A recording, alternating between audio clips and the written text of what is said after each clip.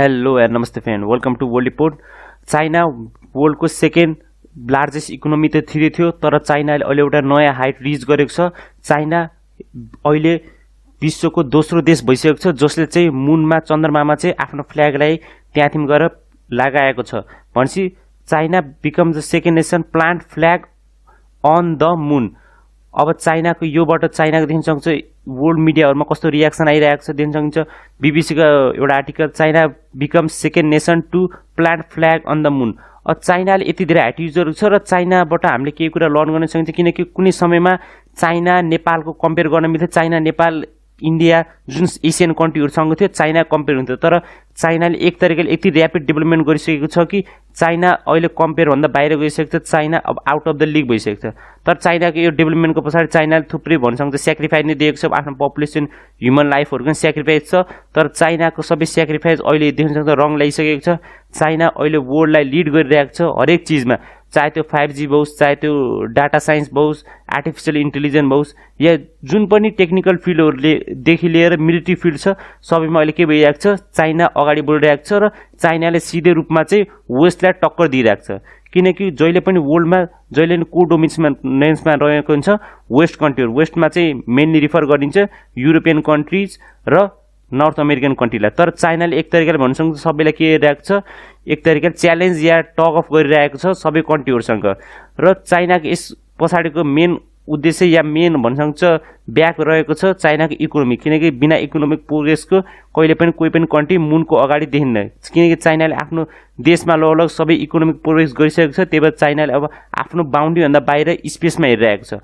र चाइना मात्रै यो पहिलो कन्ट्री होइन जसले यो फ्ल्याग चाहिँ मुनमा चाहिँ ल्यान्ड गरेको छ या प्लान गरेको छ। सबभन्दा सुरुमा मुनमा फ्ल्याग पुर्याउनु सबभन्दा सुरुको कुन कन्ट्री रहेको छ, Soviet union. Soviet union one of the most powerful country रहेको थियो 90s मा हुन सकिन्छ, जब तक सोभियतको विघटन भएको थिएन र युएसए नम्बर 1 भएको थिएन। त्यतिखेर पहिलाको वर्ल्डमा चाहिँ के हुन्थ्यो, सोभियत युनियन एकतर्फ र युएसए एकतर्फ, कम्युनिजम र क्यापिटलिजम। र दुईटैको कन्ट्रीहरु बीच एक तरिकाले वार चलिरहेको थियो कि को चाहिँ भन्न सक्छ सबैभन्दा धेरै एडभान्स रहेको छ र कोसँग धेरै क्यापेसिटी रहेको छ धेरै चिजलाई रिच गर्नको लागि। अब सोभियत र युएसए को सबै चिजमा टक्कर थियो। भनेपछि सोभियत र युएसए को मिलिट्री भन्न सक्छ एउटै थियो, न्युक्लियर बम सबै अझै धेरै थियो, युएस के कम थियो। सोभियतमा साइन्टिस्टहरु धेरै थिए, रसियन पिपलहरु one of the greatest scientist भन्न सकिन्छ विश्वमा। रसियन पिपलहरुलाई साइन्टिस्ट फिजिसिस्टहरु रसियन पिपल धेरै हुन्छन् र रसियासँग लगभग सबै कुरा थियो सोभियत युनियनसँग। तर सोभियत युनियनसँग एउटा के कमी गर्न सोभियत युनियन पुर्याउन सक्ने, आफ्नो इकोनोमिक रिफर्म्स र आफ्नो इकोनोमीलाई स्टेबल गर्न सकेन।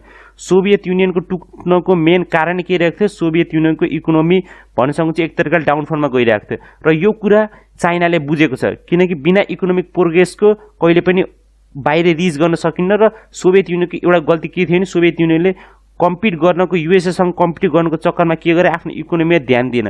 तर चाइनाले यो गल्ती गरेको छैन। र विश्वको हरेक कम्युनिस्ट कन्ट्रीको के गल्ती हुन्छ नि, तिनले इकोनोमी भन्दा बढी आफ्नो भन्न सक्छ जुन स्ट्रङ पावर देखाउने त त्यसमा धेरै फोकस गर्छन्।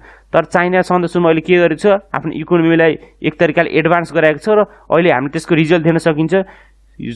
चाइनाले अहिले युएसए लाई सिधै रूपमा अहिले टक्कर दिइरहेको छ। र चाइनाले 2013 मा एउटा फ्ल्याग भएको सेटेलाइट चाहिँ पहिलोचोटि ल्यान्ड गरेको थियो र 2019 मा नि चाइनाले के गरेको थियो, च्याङ 4 भन्ने सेटेलाइट चाहिँ भन्न सक्छ ल्यान्ड गरेको थियो far side of the moon.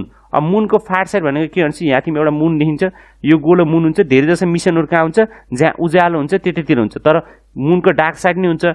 र मुन कहिले पनि अर्थ जस्तो एकैचोटि घुम्दैन। मुनलाई घुम्नमा कम्ती कम 1 राउन्ड हान्नको लागि 30 भन्दा या 35 डेज लाग्छ। त्यो जुन डार्क साइड हुन्छ त्यसमा चाहिँ चाइनाले के गरेको थियो, आफ्नो चेङ 4 लाई चाहिँ ल्यान्ड गरेको थियो। र यो चाहिँ फर्स्ट इन हिस्ट्री हो।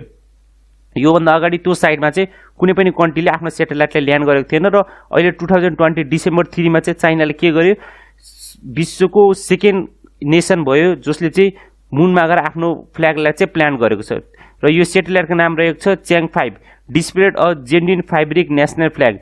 जेन्युइन फाइब्रिक भनेपछि यो स्पेसमा रेडिएसनलाई कन्ट्रोल गर्न के हुन्छ, भन्न सक्छ अर्थमा के हुन्छ, ओजोन लेयरले के गर्छ, थुप्रै रेडिएसनलाई कन्ट्रोल गर्छ। जबकि स्पेसमा यस्तो सुविधाहरू हुँदैन, त्यही भएर रेडिएसन गर्दा धेरै कलरहरू फ्याब्रिकहरू चाहिँ उड्छ। त्यही भएर यस्तो तरिकाको फ्याब्रिकको फ्ल्याग बनाएको छ कि यो धेरै वर्ष तक टिक्न सक्छ आउटर स्पेसमा रेडिएसनको भन्न सक्छ मुकाबला गर्दै।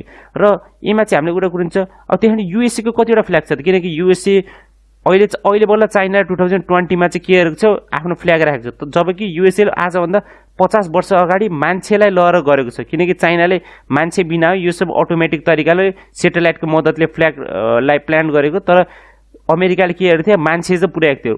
टोटल मुनमा चाहिँ 12 वटा अमेरिकन सिटिजनले चाहिँ के गरेको छन्, आफ्नो फुड चाहिँ मुनमा ल्यान्ड गरेको छन्।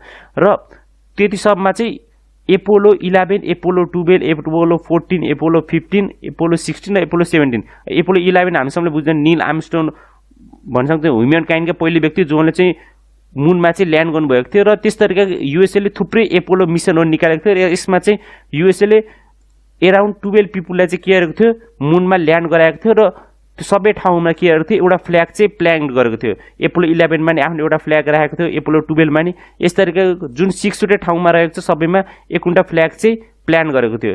त्यही भएर युएसए को मुनभरिमै 6 वटा हामीले फ्ल्याग देख्न सकिन्छ। र यो चाहिँ चाइनाको यो फ्ल्याग देख्न सकिन्छ, यस्तो तरिकाको यो फ्ल्याग रहेको छ। र यो फ्ल्याग हेर्दा चाहिँ एक कुराहरूले बुझ्न सक्नुहुन्छ, स्पेसमा त या मुनमा चाहिँ भन्न सक्छ इयर हुँदैन, तर यो फ्ल्याग चाहिँ किन यस्तो सिधा भन्न सक्छ यो वेभ गरे जस्तो देखिन्छ त, किनकि मुनमा त भन्न सक्छ इयर नहुँदा कुनै पनि तरिकाको ग्राभिटी नहुँदाखेरि यो त यस्तो डाउनफल हुनुपर्ने कि माथि उडिरहेको हुनुपर्ने, यो किन यस्तो सिधा इनलाइट भएको छ त, अर्थमा भयो जस्तो किन वेभ गइरहेको छ त। यसको सिधा कारण रहेको छ, यहाँ थिम यसलाई चाहिँ एउटा डन्डाले के गरेको छ, यसलाई स्टेबल गरेको छ। थुप्रै कन्स्पिरेसी थ्योरीहरूले के भन्छन् भने मुनमा ग्राभिटी हुँदैन, इयर प्रेसर हुँदैन, त्यही भएर यो फ्ल्याग यस्तो हुँदैन, त्यही भएर यो गलत हो, मुन कहिले मुनमा कोही पनि टेकेको छैन, यो सब एक तरिकाले कन्स्पिरेसी थ्योरी रहेको छ भनिन्छ। तर त्यो चाहिँ हुँदैन, किनकि यो नेटहरूमा के गर्छ एक तरिकाले मान्छेहरूको ब्रेन वास गरिएको छ, किनकि हरेक फ्ल्यागको टुप्पोमा के राखेको हुन्छ, एउटा बार राखेको हुन्छ जसले चाहिँ त्यो फ्ल्यागलाई चाहिँ धान्छ र त्यसलाई चाहिँ स्टेबल राखिरहेको छ। र चाइनाले त यो त ल्यान्ड त गर्यो, त यो ल्यान्ड गर्नको मेन कारण भनेको चाइनाले आफ्नो जुन फ्ल्याग छ त्यो त राख्न दिएन, यो एउटा कारण त हो, किनकि अब चाइनाको नाम रह्यो, वर्ल्डमा दोस्रो कन्ट्री रहेको छ चाइनाले चाहिँ, जो के वर्ल्डको दोस्रो कन्ट्री रहेको छ चाइना, जसले चाहिँ मुनमा चाहिँ फ्ल्यागलाई चाहिँ आफ्नो राखेको र प्लान गरेको छ। र अर्को के कारण रहेको छ त चाइनाले त्यहाँ आफ्नो सेटेलाइटहरू पुऱ्याउने यति खर्च, किनकि स्पेस मिसनमा धेरै मिलियन अफ डलरको इन्भेस्टमेन्ट लाग्छ, धेरै खर्च लाग्छ। र अर्को मेन रिजन रहेको छ स्पेसबाट डिब्री, जुन स्पेसको स्टोन रहेको छ, मुनको स्टोनहरू स्यान्डहरू रहेको छ, त्यसलाई चाहिँ कलेक्ट गरेर चाहिँ वापस धरतीमा ल्याउनको लागि। अब देखिन सक्छ यस्तो तरिकाको यो एउटा यो फिगरमा देखिन सक्छ यस्तो तरिकाको एउटा प्लान रहेको छ। पहिला सुरुमा रकेटबाट के गरेको, लङ मार्च 5बाट चाहिँ चाइनिज रकेटबाट चाहिँ यो सेटेलाइट चाहिँ लन्च गरिएको छ। र सेटेलाइट के भएको छ, टुप्पोमा जाने बित्तिकै अर्बिटर भनेको के हुन्छ, मुनमा चाहिँ यो मुन हुन्छ, मुनको वरिपरि जे घुमिरहेको हुन्छ त्यसलाई चाहिँ के भन्छ, अर्बिटर भन्छ। अर्बिटरबाट सिग्नल लिँदै त्यो अर्बिटरले के गर्छ, अर्थमा चाहिँ सिग्नल रिटर्न गर्छ। अब यो अर्बिटर त स्पेसमा रहिरह्यो, अब यो ल्यान्डर कहाँ जान्छ, ल्यान्डर मुनमा गएर झर्छ। अब मुनमा झर्ने बित्तिकै ल्यान्डरले के गर्छ, कलेक्ट गर्छ र यसको क्यापेसिटी रहेको छ एराउन्ड 2 kg। 2 kg जति त्यहाँको जुन डिब्रीहरू रहेको छ त्यसलाई चाहिँ कन्ट्रोल गर्छ र एक तरिकाले भन्छ take off from the lunar surface.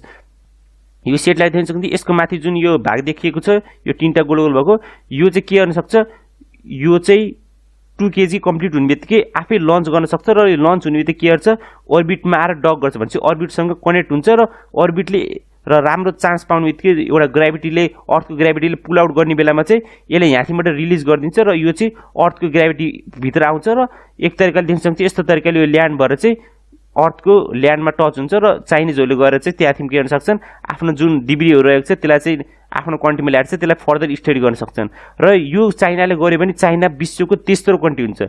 This will be the first lunar sample return since Luna 24 in 1976। 1976बाट कुनै पनि कन्ट्रीहरूले चाहिँ मुनबाट चाहिँ त्यस तरिकाको डिब्रीहरूलाई चाहिँ अर्थमा वापस ल्याएको छैन, किनकि 1976बाट सोभियत युनियन हल्का कमजोर हुन लागिसकेको थियो र युनाइटेड स्टेट र सोभियत युनियनको बिचमा कोल्ड वार त चलेको थियो, तर स्पेस रेस चाहिँ हल्का स्लो भइसकेको थियो र त्यसको कारणले के भएको छ भने चाइना तेस्रो भइसकेको छ। पहिलो र दोस्रो को रहेको थिए, युनाइटेड स्टेट र सोभियत युनियन, र अहिले चाइना के रहेको छ, तेस्रो कन्ट्री रहेको छ जसले चाहिँ मुनबाट मुनको ढुङ्गाहरू, मुनको जुन डिब्रीहरू रहेको छ त्यसलाई चाहिँ आफ्नो कन्ट्री या अर्थमा चाहिँ वापस ल्याउनको जो एउटा ग्रेट एचिभमेन्ट रहेको छ ह्युमन काइन्डलाई र मोस्ट प्रोबेबली चाइनिज पिपुलहरूलाई। र China is catching up with the west in space race. अब यो त मैले यसलाई भनिसकेँ कि चाइना कहाँदेखि सुरुवात गरेको थियो र अहिले कहाँ पुगिसकेको छ। इट इज अनइमेजिनेबल कि कुनै पनि कन्ट्री यति सर्ट टर्ममै यति धेरै इकोनोमिक प्रोग्रेस गरेर चाहिँ जुन कन्ट्रीहरू पहिला आफूलाई डोमिनेन्स एउटा वर्ल्ड लिडर सोध्थे तिनलाई चाहिँ च्यालेन्ज दिन सक्छन्। यो क्वाइट इम्प्रेसिभ रहेको छ चाइनाको। र यसमा चाइना मात्र पछाडि छैन, यसमा को पनि अगाडि आइरहेको छ। अहिले एउटा इसरो आइरहेको छ। अब इसरो देखिन्छ फर्म 19 इसरो चाहिँ कहिले स्थापना भएको थियो? इसरोको फर्म इन 15 अगस्त 1969। र यतिखेरै युएसएले के गरेको थियो? आफ्नो रकेटहरूको मद्दतले सेटेलाइटहरूको मद्दतले ह्युमेन जुन मान्छेहरूलाई रहेको थियो मान्छेहरूलाई स्पेस मुनमा चाहिँ पुर्याइरहेको थियो। त्यतिखेर स्थापना गरिएको अहिले इसरो पनि वान अफ द बिगेस्ट भइसकेको छ, जसको आफूसँग कन्ट्रीमा क्यापेसिटी रहेको छ रकेट कुनै पनि लन्च गर्न सक्ने। र इसरोले थुप्रै भन्न सक्छ गिनिस वर्ल्ड रेकर्डहरू बनाइसकेको छ, थुप्रै सेटेलाइट लन्च गर्ने रहेको छ। र one of the cheapest satellite launch Mars orbiter रहेको छ, जसको कस्ट चाहिँ जुन मार्स फिल्म रहेको छ त्योभन्दा पनि कम रहेको छ। यस तरिकाको इन्डियन स्पेस रिसर्च अर्गनाइजेसनले नि अगाडि बढिरहेको छ। र एक तरिका भन्न सक्छ स्पेस रेस अहिले सुरु भइसकेको छ। यसमा इन्डिया, चाइना, भन्न सक्छ USA, European union, UK, Israel सबै कन्ट्रीले के गरिरहेको छन् स्पेस रेसमा अगाडि बढेको छ। यसको इम्पोर्टेन्स के रहेको छ त? अब हामीले ह्युमन हिस्ट्री, हामीले आफ्नो ह्युमन काइन्डको हामीले फ्युचर हेर्न छ नि हामीले हिस्टोरीलाई हेर्नुपर्छ। जब वर्ल्डमा चाहिँ भन्न सक्छ पहिला चाहिँ के थियो? सबै गरिबी थियो। सबभन्दा गरिब मानिसहरू कहाँ रहेको थिए? युरोपियन कन्ट्रीमा रहेको थियो। युरोपमा धेरै नेचुरल रिसोर्सेसहरू छैन, भन्न सक्छ धेरै एग्रिकल्चर प्रोडक्टहरू हुँदैन, एउटा कोल्ड प्लेस रहेको छ। त्यतिखेर युरोपले के गर्यो? युरोपहरू कोलोनाइजेसन गर्न लायो र सेल गर्न लायो। र युएसएले कतातिर यिनीहरूको स्थापना आफ्नो जुन भन्न सक्छ कन्ट्रीलाई एक्सप्यान्ड गर्न लायो। युनाइटेड किङडमले इन्डियामा आएर कन्ट्रोल गर्यो। जब पहिला चाहिँ नेपाल, इन्डिया जुन यो साउथ एसियन कन्ट्री रहेको थियो, यिनीहरू चाहिँ one of the richest country रहेको थियो। साउथ एसियनको जिडिपी मात्रै एराउन्ड 25% रहेको थियो वर्ल्डको। र अहिलेको देखिन्छ 2% भन्दा कम। त्यही भएर साउथ एसिया कन्ट्रीहरू गरिब रहेको छ, किनकि यहाँको कन्ट्रीहरूलाई लुटिएको छ। भन्न सकिन्छ इन्डिया, पाकिस्तान, बङ्गलादेशलाई पनि लुटिएको छ। नेपाललाई नै हामीले एक्सप्रेसन लिनुपर्ने, किनकि हाम्रो कन्ट्रीको ल्यान्ड एरिया सिक्किम, उत्तराखण्ड, हिमाचल प्रदेशको थुप्रै एरियाहरू के भइसकेको छ अहिले इन्डिया कन्ट्रोलमा लागेको छ। हामी कोसँग हारेको थियौँ? ब्रिटिसरहरूसँग, इस्ट इन्डिया कम्पनीसँग हार्दाखेरि के भएको थियो? एक तरिकाले ब्रिटेनले त्यो सब कब्जा गरिसकेको थियो, किनकि त्यहीमा चाहिँ नेचुरल रिसोर्सेस आइरहेको थियो, जसमा चाहिँ टी कल्टिभेसन चाहिँ इजी रहन्थ्यो। र त्यस्तै तरिकाले दिन सक्छ जसले पहिला कोलोनाइज गर्यो अहिले युरोपको कन्डिसन दिन सक्छ, तिनको लिभिङ स्ट्यान्डर्ड कति भएको छ। अब यस्तो तरिकाले अब कन्ट्रीहरूलाई कोलोनाइजेसन गर्न मिल्दैन, किनकि ग्लोबलाइजेसन धेरै भइसकेको छ। त्यही भएर अहिले कन्ट्रीहरूले के ल्याइरहेको छन्? स्पेस ल्याइरहेको छन्, किनकि स्पेसमा इनफ रिसोर्सेसहरू रहेको छ जसले ह्युमन काइन्डको हङ्गरलाई चाहिँ मिट गर्न सक्छ। त्यही भएर चाहिँ अब जो पनि स्पेसमा अगाडि बढ्न सक्छ र कन्ट्रोल गर्न सक्छ, त्यही नै के गर्न सक्छ? फ्युचरमा चाहिँ डेभलप हुनसक्छ र आफ्नो कन्ट्रीको जुन पपुलेसन रहेको छ तिनीहरूको वेलफेयरलाई चाहिँ अगाडि बढाउन सक्छ। त्यही भएर चाहिँ यसमा चाहिँ नेपालले एक तरिकाले बुझ्नुपर्ने कुरा हो कि हाम्रो कन्ट्रीको नर्थ र साउथ दुइटै नेबरिङ कन्ट्रीहरू वान अफ द अहिले भन्न सक्छ फाइनेस्ट कन्ट्रीहरू रहेको छन्, जसको स्पेस प्रोग्राम चाहिँ वर्ल्ड क्लास भइसकेको छ। यसमा चाहिँ चाइना रहेको छ, इन्डिया रहेको छ, यस तरिकाको अरू त रहेको छैन। तर यो दुईवटा कन्ट्रीले के छन्? एसियामा अहिले डोमिनेन्स गराइसकेको छन् र एउटा रसिया नै रहेको छ। र यसमा हाम्रो कन्ट्रीले नै सोध्नुपर्ने कुरा कि हामीले स्पेसको लिएर चाहिँ हल्का पहल सुरु गर्ने। अहिले हाम्रो कन्डिसन त्यति भन्न सक्छ कन्डिसन रहेको छैन कि हामीले स्पेस प्रोग्राम लन्च गर्न सक्ने। तर हामीले स्पेस रिलेटेड स्कुलहरूमा, कलेजहरूमा चाहिँ के प्रोग्रामहरू ल्याउने, सानो स्केलबाट सुरु गर्ने। किनकि इन्डियाको नि देखिन सक्छ पहिला चाहिँ यहाँ स्पेस प्रोग्रामको सुरुमा चाहिँ के थियो? रकेटहरू साइकलबाट ल्याएर यति सानो सानो रकेट। अहिले देखिन सक्छ 50 इयर पछि के भइसकेको छ। त्यही तरिकाले नेपालले कहीँ न कहीँबाट सुरुवात गर्नुपर्छ र हामीले चाहिँ फ्युचरमा हेर्ने, किनकि भर्खरै हामीसँग कन्डिसन रहेको छैन। तर आजभन्दा 50 वर्ष पछि चाहिँ नेपालको केही न केही कन्डिसन त हुनेवाला छ। यो त फ्युचरमा चाहिँ नेपाल इम्प्रुभ हुने नैवाला छ। त्यही भएर चाहिँ त्यसको लागि चाहिँ फाउन्डेसन चाहिँ अहिले हामीले राख्नुपर्छ र हाम्रो चिल्ड्रेनहरूलाई स्पेस रिलेटेड टपिक्सहरू पढाउने र एस्ट्रोलोजी भन्न सक्छ एस्ट्रोनोमीको सब्जेक्टहरू चाहिँ नेपालमा इजिली एभाइलेबल गर्ने। थुप्रै भन्न सक्छ +2हरूको कोर्सेसहरूमा के रहेको छ? स्पेस रिलेटेड केही पनि कोर्सेसहरू रहेको छैन, जो एक तरिकाले मेजर सेटब्याक हुनेछ फ्युचरमा चाहिँ नेपालको लागि। र यो भन्दै आजको भिडियो यही अन्त्य गरौँ। हजुरलाई के लाग्छ नेपालले स्पेसमा लिएर अझै फोकस गर्नुपर्छ कि पर्दैन भनेर, र स्पेसमा जाँदाको फाइदाहरू के रहेछन् हल्का कमेन्टमा लेख्न सक्नुहुन्छ।